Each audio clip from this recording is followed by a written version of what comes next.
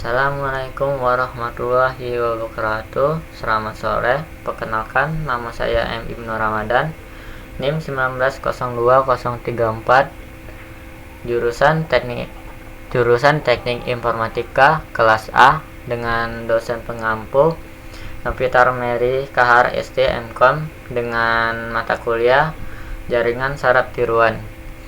Baiklah, berikut UTS April pola yang akan saya jelaskan. Pola 1 dan pola 2 saya ambil dari 2 NIM terakhir.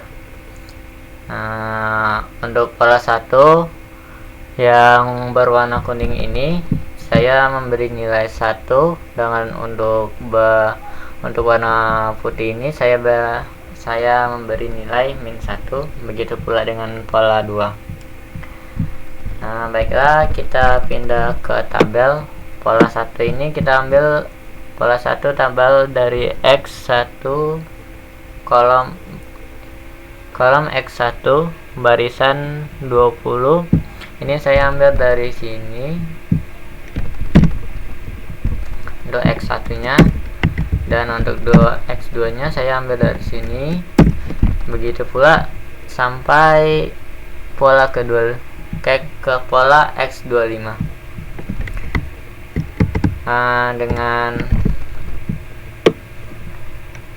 Dengan biasnya 1, target 1, dan Y aktivasinya 1.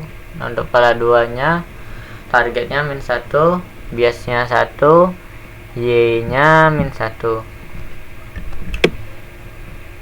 Untuk data W1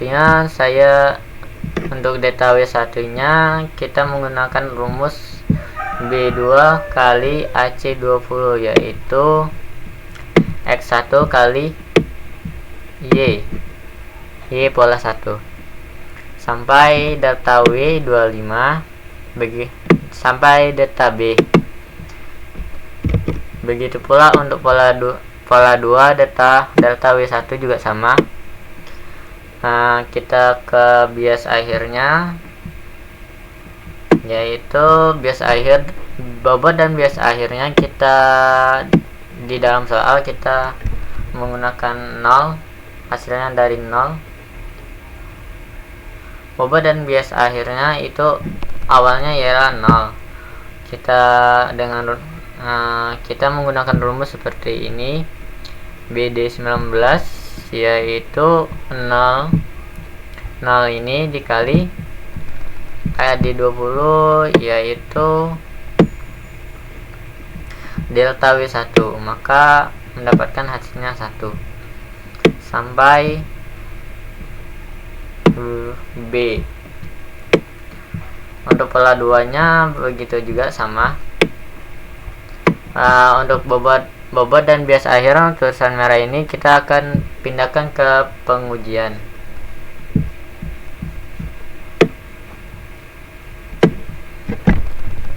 Untuk input dari pola ini masih sama, tapi yang bedanya ialah bobot dan bias akhir. Bias akhirnya itu kita ambil dari pelatihan yang diarsir warna merah.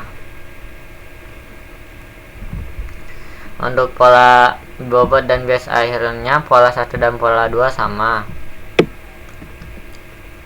Untuk rumus netnya yaitu X1 kali W1 begitu pula sampai 25. Maaf, ini salah, harusnya ini W2 dan ini W3.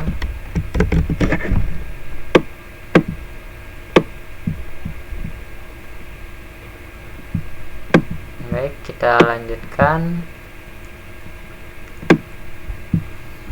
Untuk netnya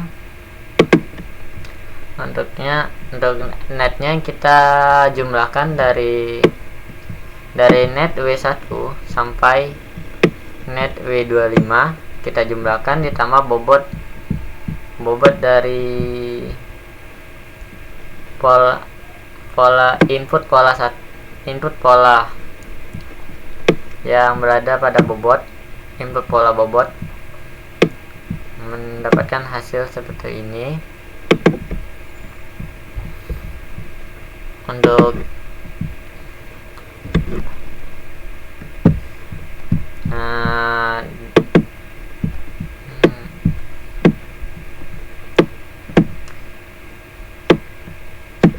untuk GFNet, jika net lebih besar atau sama dengan 0, maka hasilnya 1.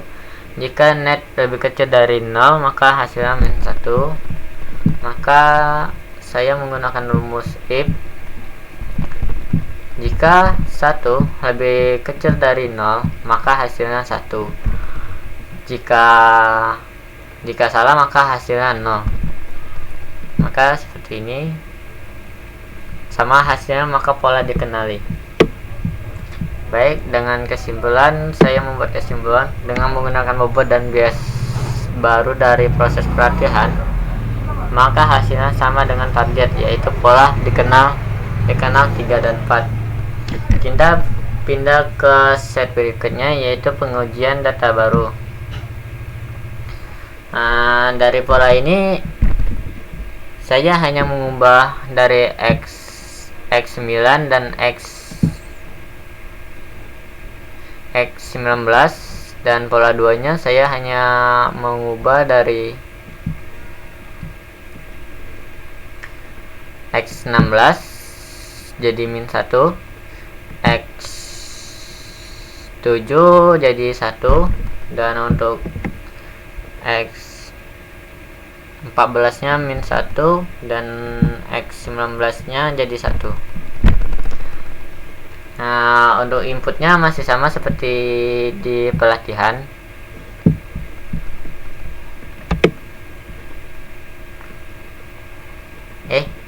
Maaf, salah. Untuk inputnya kita mengikuti yang di pola ini, pola 1 dan pola 2, seperti yang saya katakan di set pelatihan. Nilai 1 X1 ini dari sini, ini X1, ini X2 sampai X25, mengikuti nilai pola ini. Dan untuk bobot bias akhirnya kita mengambil dari hasil penguji dan pelatihan yang telah kita hasilkan di pelatihan ini. Lalu kita pindah ke netnya. Untuk rumusnya B11 kali AB, yaitu B11 itu X1 dan AB11 itu W1 dari bobot dan bias akhir. Kita kalikan sampai ini, kita kalikan sampai W25. Sama juga untuk pola 2 nya sama juga. Dan netnya kita jumlahkan juga seperti sebelumnya, yaitu BA11 dari bobot dari net, BA11 dari net W1 sampai net W25. Kita jumlahkan ditambah bobot dari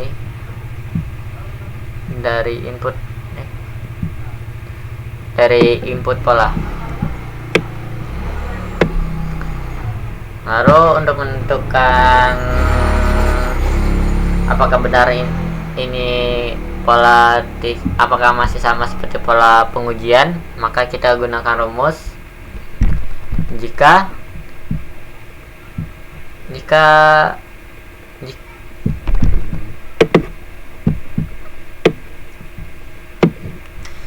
net lebih besar, jika net lebih besar sama dengan 0, maka hasilnya 1, masih sama.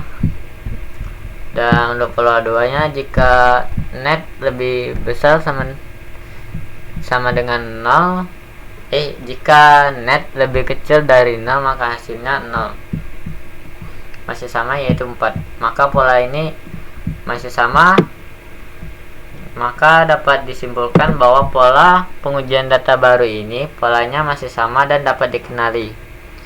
Sekian, bila ada kata yang salah mohon maaf. Wabillahi taufik hidayah. Wassalamualaikum warahmatullahi wabarakatuh.